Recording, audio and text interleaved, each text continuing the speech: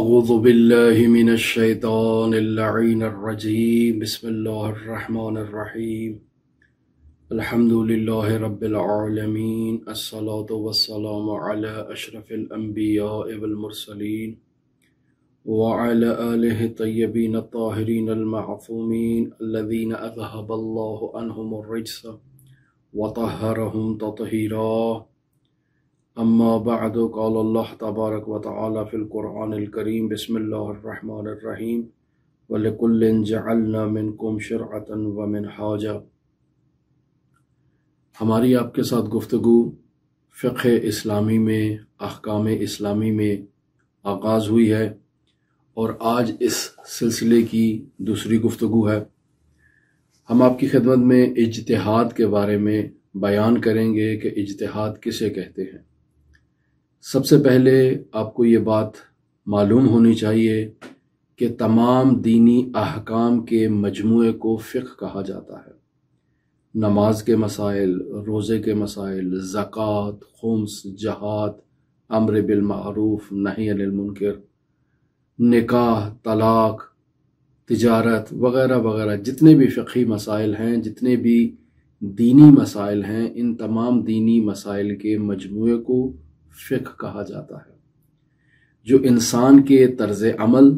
سے متعلق دستور العمل کا مجموعہ ہے کہ انسان کو نماز میں کیا کرنا چاہیے، انسان کو روزے رکھتے وقت کیا کرنا چاہیے، انسان کو زکوٰۃ کن شرائط پر ادا کرنے چاہیے، خمس کی کیا شرائط ہیں، خمس کو کہاں تقسیم کرنا ہے، وغیرہ وغیرہ، یہ سارے مجموعے کو فقہ کہتے ہیں۔ دینی احکام پر عمل پیرا ہونے کے لیے ہمارے لیے یہ ضروری ہے کہ ہم پہلے ان دینی احکام کو پہچانیں، ان کی درست شناخت کریں۔ جب ہم دینی احکام کی درست شناخت کریں گے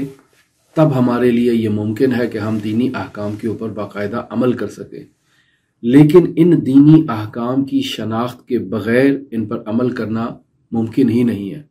یعنی جہالت میں انسان عمل نہیں کر سکتا اور یہ جہالت انسان کو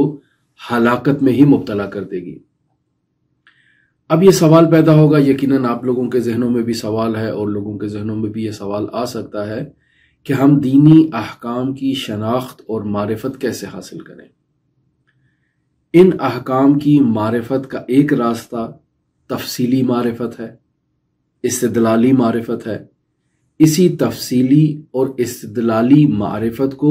اجتہادی معرفت کہتے ہیں۔ یعنی باقاعدہ انسان اپنے گھر سے نکلے، حوزہ علمیہ میں آئے،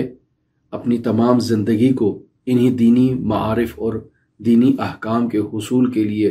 لگا دے۔ قرآن، سنت اور جو دیگر منابع ہیں کہ جن کے ذریعے سے ہم دینی احکام کو اسلامی متون سے استخراج کر سکتے ہیں، جن کا میں آپ کی خدمت میں ذکر کروں گا، ان تمام علوم پر عبور حاصل کرنے کے بعد خود اپنا دینی حکم وہاں سے اخذ کرے اور خود استنباط کرے، خود یہ کشف کرے کہ خداوند متعال نے اس عبد کو، اس بندے کو کیا احکام جاری کیے ہیں، کیا حکم دیا ہے اور کس حکم کے مطابق اس نے عمل کرنا ہے اور اس کا وظیفہ شرعی کیا بنتا ہے۔ بس پہلا راستہ یہی ہے کہ انسان تفصیلی معرفت حاصل کرے، انسان استدلالی معرفت حاصل کرے، انسان اجتہادی معرفت حاصل کرے۔ ایک دوسرا راستہ بھی ہمارے لیے بیان کیا گیا ہے اور اس دوسرے راستے کا جو نام ہے وہ اجمالی معرفت حاصل کرنا ہے، غیر استدلالی معرفت حاصل کرنا ہے، اور اسے عام فہم الفاظ میں ہمارے ہاں کہا جاتا ہے تقلیدی معرفت حاصل کرنا۔ یعنی انسان خود اپنی زندگی کو، اپنے قیمتی وقت کو اپنی روزمرہ ضروریات کے مطابق خرچ کرتا ہے، گھر سے باہر نہیں نکلتا دین کے حصول کے لیے، بلکہ وہ افراد جو پہلے دین کو حاصل کرنے کے لیے، دین کی شناخت کے لیے، دینی احکام کو کشف کرنے کے لیے جنہوں نے اپنی زندگی کو وقف کر دیا ہے، جو اپنے گھروں سے نکلے ہیں، سارے انہوں نے برادری، سارا رشتہ اور سارے دوستی اور تعلقات سب کو قطع کیا ہے اور آئے ہیں حوزہ علمیہ میں دین کو حاصل کرنے کے لیے۔ اب جب انہوں نے دین کو حاصل کر لیا ہے اور ہمیں قرآن و سنت سے یہ نکال کر دے رہے ہیں کہ دینی احکام کیا ہیں، فقہی احکام کیا ہے، تو اب ہماری یہ ذمہ داری ہے کہ خاص شرائط کے مطابق ان افراد میں سے کسی ایک مستند، معتبر، جید شخص کی تقلید کریں اور اس سے دینی احکام کو اخذ کریں۔ پس یہ شخص ہمارے اور دینی احکام کو منتقل کرنے والے خداوند متعال، رسول خدا صلی اللہ علیہ وآلہ وسلم، حضرات اہل بیت علیہ السلام کے درمیان واسطہ بنا ہے۔ یعنی اس نے جا کر احکام الہی کو کشف کیا ہے، اس نے جا کر احادیث رسول خدا صلی اللہ علیہ وآلہ وسلم اور احادیث اہل بیت علیہ السلام سے اجتہاد کیا ہے اور دینی احکام کو اخذ کیا ہے، اپنی زندگی پر بھی ان کو لاگو کیے ہوئے ہے، ہمیں بھی بتا رہا ہے اور ہم اس سے استفادہ کر رہے ہیں۔ یہ ہے تقلیدی معرفت۔ مجھے، آپ کو یا دنیا میں کسی بھی شخص کو مجبور نہیں کیا گیا کہ وہ آئے اور آ کر تقلید کرے۔ اگر آپ کو کوئی مولانا صاحب یہ کہہ رہے ہیں کہ آپ کو مجبور کیا گیا ہے تقلید کرنے پر، تو وہ اشتباہ کر رہے ہیں۔ تقلید کرنے پر آپ کو مجبور نہیں کیا گیا۔ آپ کو دو راستے دیے ہیں اسلام نے۔ پہلا راستہ ہے کہ آپ اجتہادی معرفت حاصل کریں، دوسرا راستہ یہ ہے کہ آپ اجتہادی معرفت اگر حاصل نہیں کرتے تو پھر آپ تقلیدی راستے پر آئیں۔ تیسرا کوئی راستہ ہے ہی نہیں، یعنی اور کوئی راستہ نہیں ہے۔ یا آپ اجتہادی معرفت حاصل کریں یا آپ تقلیدی معرفت حاصل کریں۔ اگر احتیاط کے لیے کہا جائے تو وہ احتیاط بھی اجتہادی معرفت کی ایک شاخ بن جاتی ہے، یعنی انسان میں اتنی صلاحیت ہو کہ وہ احتیاط کر سکے، اور اس کے لیے بھی اس کو اپنے گھر سے باہر نکلنا پڑے گا، حوزہ علمیہ میں تعلیم حاصل کرنی ہوگی اور باقاعدہ اس سطح پر پہنچنا ہوگا کہ وہ احتیاط کر سکے، وگرنہ ہر کوئی شخص احتیاط کا دامن نہیں تھام سکتا۔ بس دنیا میں کسی کو بھی مجبور نہیں کیا گیا کہ وہ اجتہادی معرفت حاصل کرے اور کسی کو بھی مجبور نہیں کیا گیا کہ وہ تقلیدی معرفت حاصل کرے۔ ہمیں یہ اختیار دیا گیا ہے کہ ہم اجتہادی معرفت حاصل کریں یا تقلیدی معرفت حاصل کریں۔ اب یہ ہمارے اوپر ڈیپینڈ کرتا ہے کہ ہم کس راستے کو اختیار کرتے ہیں، کس راستے کا انتخاب کرتے ہیں اور کس راستے پر چل کے اپنی شرعی، فقہی، دینی اور اسلامی ذمہ داری کے اوپر عمل پیرا ہوتے ہیں۔ بس اگر ہم دیکھیں تو تاریخ اسلام میں صرف آج ہی کے دور میں، اس 20ویں صدی میں، اس 19ویں صدی میں، اس 18ویں صدی میں تقلیدی معرفت نہیں تھی، بلکہ آغاز اسلام میں، صدر اسلام میں بھی یہ تقلیدی معرفت موجود تھی۔ کچھ لوگ تھے جو باقاعدہ اپنا تمام گھر بار چھوڑ کر رسول خدا صلی اللہ علیہ وآلہ وسلم کے محضر اقدس میں آتے تھے اور آ کر ان سے دین حاصل کرتے تھے، اور پھر جب وہ جاتے تھے اپنے وطن میں، اپنے علاقوں میں، اپنے قصبوں میں، اپنے قبیلوں میں، تو وہ وہاں جا کر بیان کرتے تھے کہ میں نے رسول خدا صلی اللہ علیہ وآلہ وسلم سے یہ سنا ہے، ہمارے یہ احکام ہیں، یہ تعلیمات اسلام ہے۔ تو یہ لوگ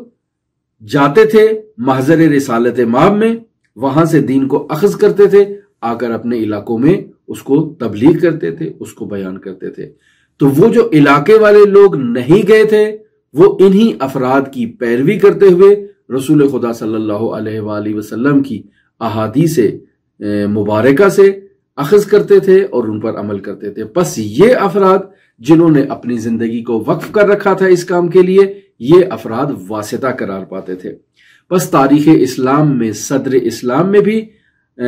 اس وقت سے لے کر اب تک بہت زیادہ افراد ایسے آپ کو مل جائیں گے کہ جو اپنی ذاتی دلچسپی کی بنیاد پر، خداداد صلاحیتوں کی بنیاد پر، رغبت باطنی کی بنیاد پر اپنے گھر کو ترک کرتے تھے اور آتے تھے حوزہ علمیہ میں، رسول خدا صلی اللہ علیہ وآلہ وسلم کے محضر اقدس میں،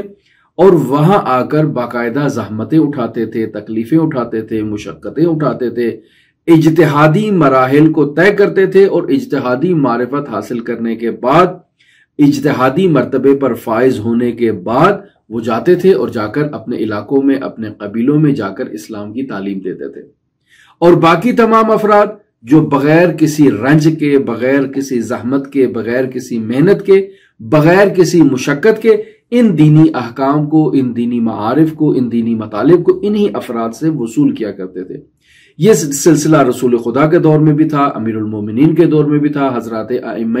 मासूमीन अलैहिमुस्सलातु वस्सलाम के दौर में भी था। हर कोई जाकर मेहनत नहीं करता। आप आम रूटीन में अपनी आम जिंदगी में देख लें,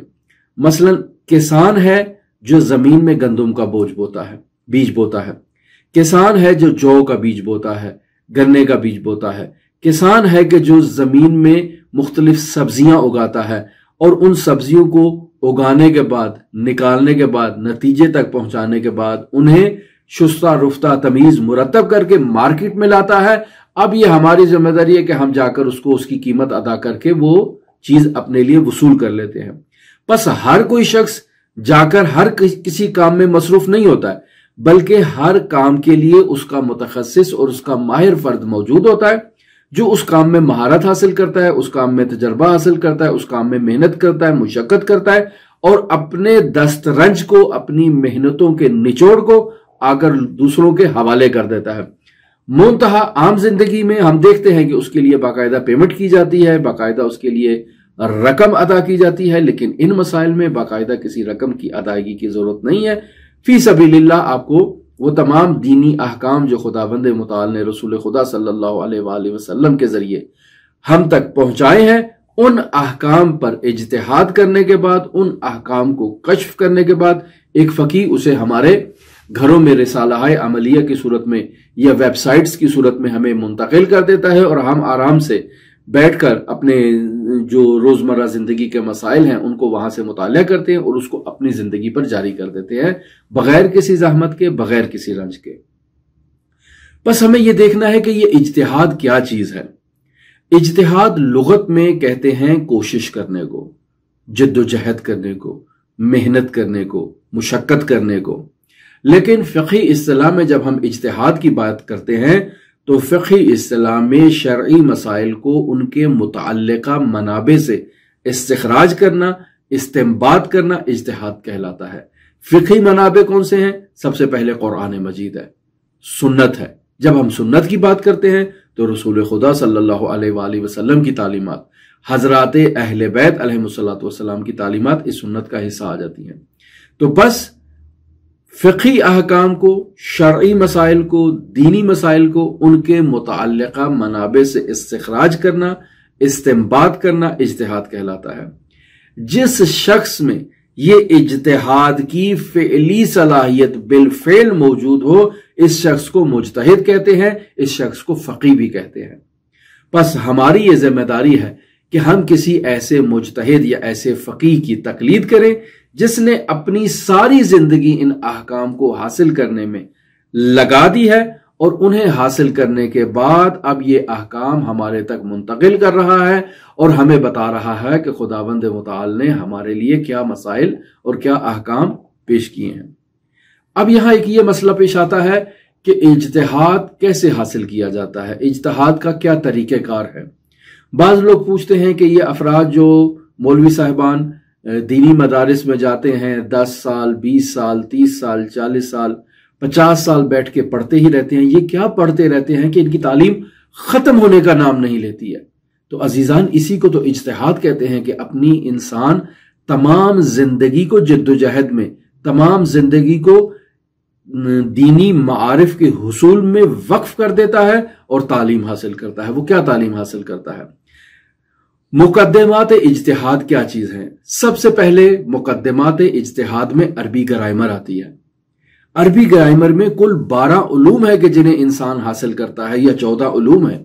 जिन्हें इंसान हासिल करता है, जिनमें सबसे अहम तरीन उलूम में क्या है कि इंसान सर्फ पढ़ता है, इंसान नहव पढ़ता है, इंसान मानी, बयान, बदी और लुगत का सहारा लेता है और इनके ऊपर महारत हासिल करता है। इस महारत के हुसूल के बगैर वो इज्तिहाद नहीं कर सकता। क्यों नहीं कर सकता? क्योंकि अगर तो वो अजम है, अगर गैर अरब है, तो उसे अरबी जबान सीखना है ताकि वो दीनी मनाबे जो कुरान मजीद की सूरत में, जो तफासीर की सूरत में, जो रिवायात अइम्मा अहले बैत अलैहिमुस्सलातु वस्सलाम की सूरत में मौजूद हैं, उन दीनी मनाबे को मुतालिया करने, उनको पढ़ने, उनमें तहकीक करने के लिए हमारे लिए अरबी जबान को जानना नहायत जरूरी है। लेकिन वो अफराद जो अरब हैं, ठीक है, उन्होंने अपने घर में अरबी जबान सीखी है, लेकिन लिसाने कुरान को समझने के लिए, لسان معصوم سمجھنے کے لیے انہیں باقاعدہ عربی گرامر کو پڑھنا ہوگا اور اس نتیجے تک پہنچنے کے لیے یہ سارے مراحل اسے بھی طے کرنا ہوں گے۔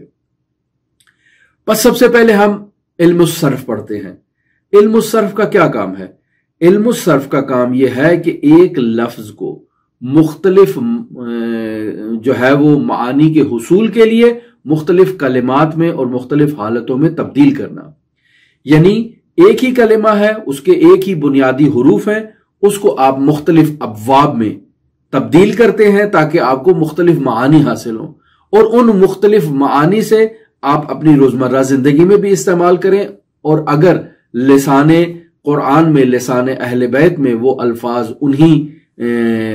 تبدیلیوں کے ساتھ آئے ہیں تو انسان کو معلوم ہو کہ یہاں یہ لفظ کس کیٹیگری سے تعلق رکھتا ہے اور اس کا کیا معنی ہے۔ پس علم الصرف کا یہ کام ہے کہ مختلف معانی کے حصول کے لیے ایک ہی لفظ کو مختلف حالتوں میں، مختلف شکلوں میں تبدیل کرنا تاکہ اسے مختلف معانی حاصل ہو جائیں۔ دوسرا علم جو ہم حاصل کرتے ہیں وہ علم النحو ہے۔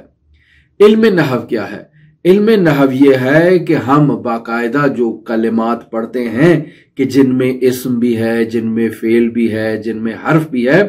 ان اسم، فعل اور حرف کو کیسے مرکب کیا جائے کہ ایک جملہ بن جائے ہمارے پاس،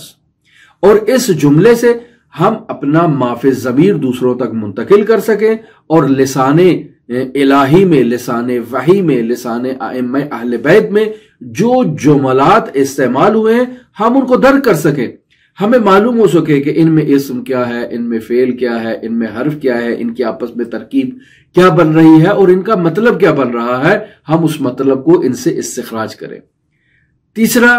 جو اہم مطلب پڑھا جاتا ہے وہ علم المعانی ہے، علم البیان ہے، علم البدیع ہے، جس میں انسان تحریر میں، تقریر میں خوبصورتیوں کا درک کرتا ہے کہ کیسے اس کے کلام میں خوبصورتی آ سکتی ہے، یا ائمہ معصومین علیہم الصلاۃ والسلام کے کلام میں، کلام الہی میں جو فصاحت اور بلاغت استعمال ہوئی ہے وہ فصاحت اور بلاغت کس طرح کی ہے، اسے انسان علم المعالی، بیان اور بدیع کے ذریعے سے کشف کرتا ہے۔ اور آخری چیز علم اللغت ہے۔ یہ علم اللغت بھی ایک مجتہد کے لیے، ایک فقیہ کے لیے اسے جاننا نہایت ضروری ہے۔ اس علم اللغت کے ذریعے سے وہ کلمات کو بھی پہچانتا ہے اور کلمات کے معانی کی بھی شناخت حاصل کرتا ہے۔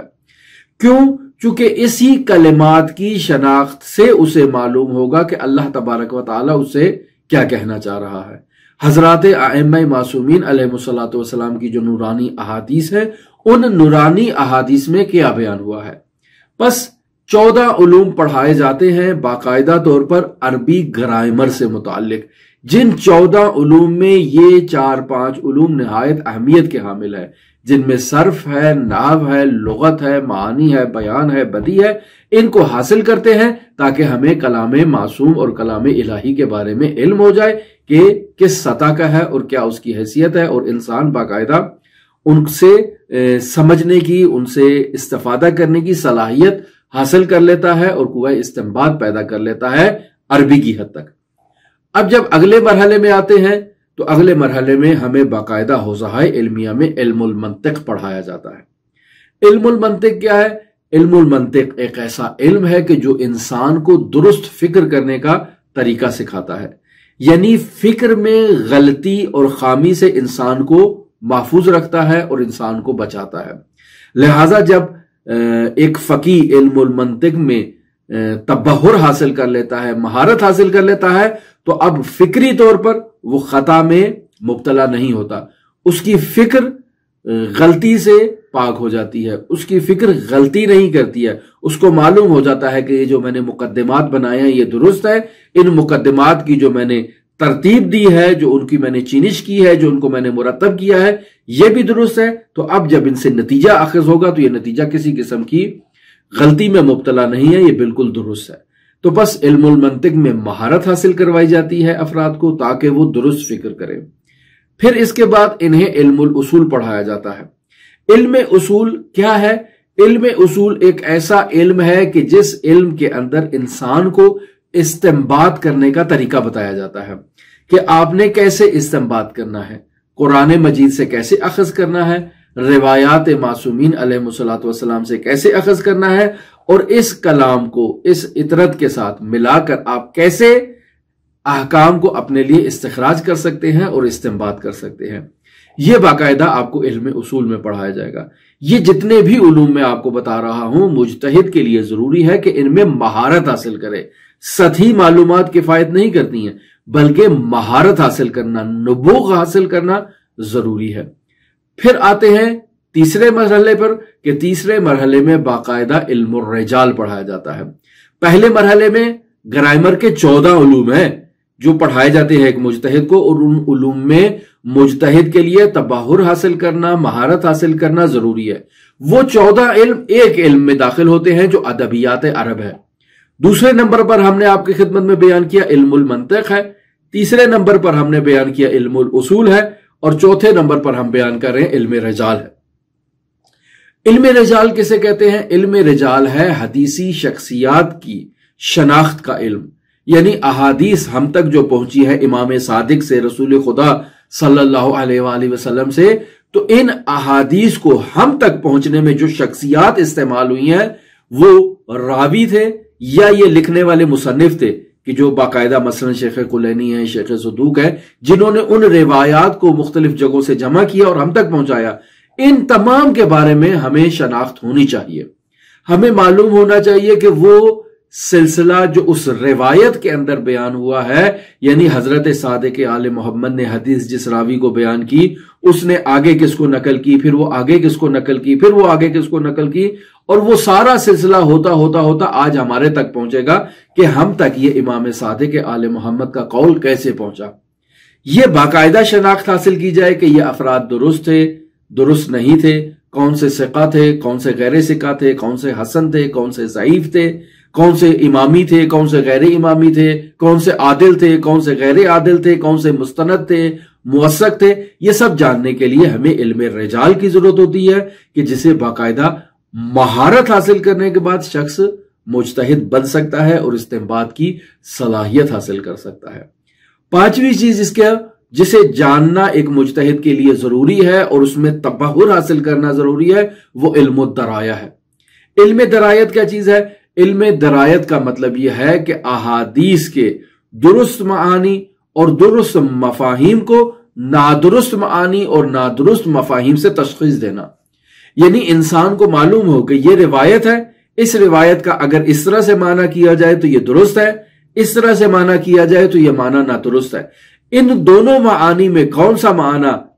حضرت امام صادق کی مراد ہے، اس مراد کو کشف کرنا یہ علم الدرایت کہلاتا ہے، جسے باقاعدہ حوزہائے علمیہ میں پڑھایا جاتا ہے، اور جو شخص اس میں تبحر حاصل کرتا ہے، مہارت حاصل کرتا ہے، وہ اجتہاد کے ایک اور سٹیپ کو آگے طے کر لیتا ہے۔ پھر اگر ہم آگے چلے تو علم التفسیر، علم القرآن، اس کو جو ہے نا وہ چھٹے نمبر پر آپ لے کر آئیں، یعنی قرآن مجید سے متعلق تمام علوم پر مہارت حاصل کرنا اس مجتہد کی ذمہ داری ہے۔ اسے معلوم ہونا چاہیے کہ قرآن مجید کے کتنے علوم ہیں، اور ان علوم میں وہ علوم بالخصوص کہ جن سے ہم فقہی آیات کو تفسیر کر سکتے ہیں، فقہی احکام کو ان سے استخراج کر سکتے ہیں، اس کے استنباط کا طریقہ کار کیا ہے، بس یہ بھی جاننا اس مجتہد کے لیے ضروری ہے۔ بس یہ جو ہم نے آپ کی خدمت میں 6 علوم بیان کیے، ہر مجتہد کے لیے ضروری ہے کہ ان 6 علوم پر مہارت حاصل کرتا ہو، اس قدر مہارت ہو کہ وہ خود اپنی نظر دے سکے ان علوم کے بارے میں کہ کون سی چیز کیسی ہے اور کس مقام پر ہے اور صحیح ہے اور کون سی غلط ہے۔ 7ویں نمبر پر جب ہم آتے ہیں تو قرآن سنت کے مخاطب عوام اور عرفی محاورات سے آشنائی حاصل کرنا یہ بھی ایک مجتہد کے لیے ضروری ہے۔ قرآن مجید جس زمانے میں نازل ہوا، جس عوام کے لیے نازل ہوا، جس عوام کے پاس آیا، عربی زبان تھی ان کی، اس معاشرے کے اندر عربی زبان جو بولی جاتی تھی، تو اس دور میں وہ عربی جو محاورات استعمال ہوتے تھے ان کے کیا معانی تھے۔ ممکن ہے زمانہ تبدیل ہونے کے ساتھ وہ محاوروں میں تبدیلی آ گئی ہو، الفاظ وہی ہوں لیکن کسی دوسرے معنی میں اب استعمال ہو رہے ہوں۔ ہمیں اس زمانے کے عرفی محاورات، عرفی جملوں کے پہچاننا ضروری ہے، اور پھر اس کو مد نظر رکھتے ہوئے ہمیں احادیث کی تفسیر کرنا ہے کہ امام صادق نے جب اس قول کو بیان فرمایا تو اس زمانے میں یہ الفاظ جو امام صادق آل محمد کی اس نورانی حدیث میں آئے ہیں، ان الفاظ کے یہ معانی تھے۔ ہم ان معانی کو جب سمجھیں گے کہ امام صادق کے دور میں کیا تھے، تب ہمیں معلوم ہوگا کہ مراد حضرت صادق آل محمد کیا تھی۔ اگر ہم ان معانی کو آج کے معانی کے ساتھ مطابقت کریں تو ممکن ہے معنی تبدیل ہو جائے۔ آج کے عرفی معاشرے میں ممکن ہے ان الفاظ کے معانی کچھ اور ہوں، حضرت صادق آل محمد کے زمانے میں ان الفاظ کے معانی کچھ اور ہوں۔ لہذا جو حضرت صادق آل محمد نے قرآن مجید کی تفسیر کی، وہ اپنے اس زمانے کے سامنے بیٹھے ہوئے اصحاب اور شاگردوں کو مد نظر رکھتے ہوئے اس زبان میں تفسیر کی ہے۔ ہمیں اس زبان کو پہچاننا ہے اور اس زبان تک پہنچنے کے لیے باقاعدہ طور پر قرآن مجید اور سنت رسول خدا اور حضرات ائمہ معصومین علیہم الصلوۃ والسلام کے مخاطب افراد، ان کے عرفی محاورات کو، ان کے عرفی جملوں کو، ان کی عرفی لینگویج کو، ان کے عرف کو درک کرنا ہمارے لیے ضروری ہے۔ آٹھویں چیز جو اس میں ایک مجتہد کے لیے جاننا ضروری ہے وہ اجماع ہے، وہ شہرت ہے، اسے جاننا بھی بہت ضروری ہے۔ اجماع کہتے ہیں کہ تمام ہمارے فقہا جو قدیمی ہیں وہ ایک مطلب پر اتفاق کر لیتے ہیں۔ اتفاق ان کا اپنی نفسانی خواہشات کے مطابق نہیں ہوتا ہے، بلکہ انہوں نے حضرات اہل بیت علیہم الصلوۃ والسلام سے قرآن مجید سے جو چیز سیکھی ہے، اس سیکھے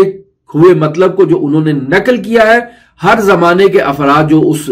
تحقیق میں جس نتیجے پر پہنچتے ہیں، اسی کو ہم جب جمع کرتے ہیں تو دیکھتے ہیں کہ سب نے ایک ہی نظر دی ہے۔ مثلا اگر آپ جائیں پہلی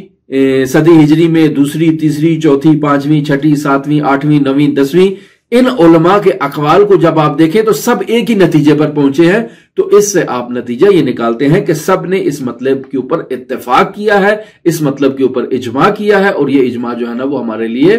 کفایت کرتا ہے۔ لہٰذا اسے دیکھنا بہت ضروری ہے۔ کوئی بھی مطلب ہو تو اس مطلب میں شہرت کو دیکھنا ضروری ہے کہ فقہائے شیعہ میں شہرت کا کیا مقام ہے۔ آیا اس اجماع کے اوپر اور اس شہرت کے مطابق فتویٰ دیا جا سکتا ہے یا فتویٰ نہیں دیا جا سکتا؟ اس اجماع اور اس شہرت کو مد نظر رکھتے ہوئے ہم کیسے فقہی احکام کو استخراج کر سکتے ہیں کہ نہ تو اجماع کی مخالفت ہو، نہ ہی شہرت کی مخالفت ہو، اور نہ ہی قرآن و سنت کی مخالفت ہو، اور ہمارا اجماع اور ہماری شہرت قرآن و سنت کے مقابل میں آ کر کھڑے نہ ہو، چونکہ قرآن و سنت کے اگر مقابل میں آ کے کھڑے ہوں گے تو یہ مسلماً باطل ہے اور اس کی کسی قسم کی کوئی وقعت اور حیثیت نہیں ہے۔ 9ویں نمبر پر جس مطلب کو جاننا ایک فقیہ کے لیے صرف اجمالی طور پر نہیں بلکہ استنباطی طور پر، قطعی طور پر، یعنی دلیل کے ساتھ جس مطلب کی طرف جاننا ضروری ہے وہ اہل سنت کے فتاوی ہیں۔ یعنی مجتہد کو فقہ مقارن کے بارے میں علم ہونا چاہیے۔ مجتہد کو اہل سنت کے فتاوی، اہل سنت کی روایات اور اہل سنت کی اخبار کا علم ہونا چاہیے، بالخصوص تعارض کے موارد سے وہ آگاہ ہو، اس کو معلوم ہو کہ یہ اہل سنت کی جو روایت ہے یہ امام صادق کے اس قول سے معارض ہے۔ جب معارض ہے تو اس نے جو اہل سنت نے فتویٰ دیا ہے وہ اس حدیث کی بنیاد پر دیا ہے، ہم جو فتویٰ دے رہے ہیں وہ اس حدیث کی بنیاد پر فتویٰ دے رہے ہیں۔ 10ویں نمبر پر ایک مجتہد کے لیے ضروری ہے کہ وہ استنباط احکام میں اس قدر تمرین کرے، اس قدر پریکٹس کرے کہ اس کے اندر قوہ استنباط حاصل ہو جائے۔ یعنی باقاعدہ ممارست کرنے سے، تمرین کرنے سے، پریکٹس کرنے سے وہ اب ایسے مرحلے اجتہاد پر پہنچ چکا ہے کہ آنکھیں بند کر کے وہ تمام مسائل کو آپ کے سامنے پیش کر سکتا ہے۔ نتیجہ ہم یہ لیں گے تمام مذکورہ علوم جو میں نے 10 آپ کی خدمت میں بیان کی ہیں، ان 10 علوم میں ہر مجتہد کے لیے ضروری ہے کہ وہ تبحر حاصل کرے، مہارت حاصل کرے۔ مہارت حاصل کرنے کے بعد وہ جب قرآن و سنت کو مطالعہ کرے گا، جب قرآن و سنت سے فقہی احکام کو استخراج کرے گا تو وہ استخراج خود اس مجتہد کے لیے بھی حجت ہے، اور اگر وہ استخراج کو ہمارے سامنے پیش کرے گا تو وہ ہمارے لیے بھی حجت ہے، کیوں؟ چونکہ اس نے محنت کی ہے۔ اب کس شرائط پر وہ ہے وہ ہم آگے جا کر آپ کی خدمت میں بیان کریں گے کہ کس شرائط پر وہ ہمارے لیے حجت ہے۔ اب آپ خود اس مطلب سے اندازہ لگائیں کہ ایک شخص اپنے گھر سے نکلتا ہے، اپنی ساری زندگی وقف کر دیتا ہے اور ان 10 علوم میں تبحر حاصل کرتا ہے، مہارت حاصل کرتا ہے، تاکہ اللہ اور اس کے رسول کے فرامین کو وہاں سے استخراج کر سکے، وہاں سے کشف کر سکے۔ جب وہ شخص اس نتیجے پر پہنچ جاتا ہے تو وہ شخص مجتہد بنتا ہے۔ اس کے لیے اپنے قول کے اوپر عمل کرنا ضروری ہے، وہ کسی دوسرے کے قول کی اطاعت نہیں کرے گا، کسی دوسرے کی تقلید نہیں کرے گا، تو ایسے شخص کو مجتہد کہتے ہیں۔ بس ہمارے پاس جو فقہی احکام کو حاصل کرنے کے راستے تھے وہ دو ہی راستے تھے، یا انسان دینی احکام کو، فقہی احکام کو، اسلامی احکام کو استنباطی عنوان سے اخذ کرے، اجتہادی عنوان سے اخذ کرے، یا پھر یہ ہے کہ انسان انہیں غیر اجتہادی، غیر استنباطی اور تقلیدی عنوان سے کسی مجتہد سے اخذ کرے۔ ہماری اسی سلسلے میں آپ کے ساتھ گفتگو جاری ہے، ہمارے ساتھ رہیے گا۔ اللہم صلی علی محمد و آل محمد وعجل فرج قائم حول محمد۔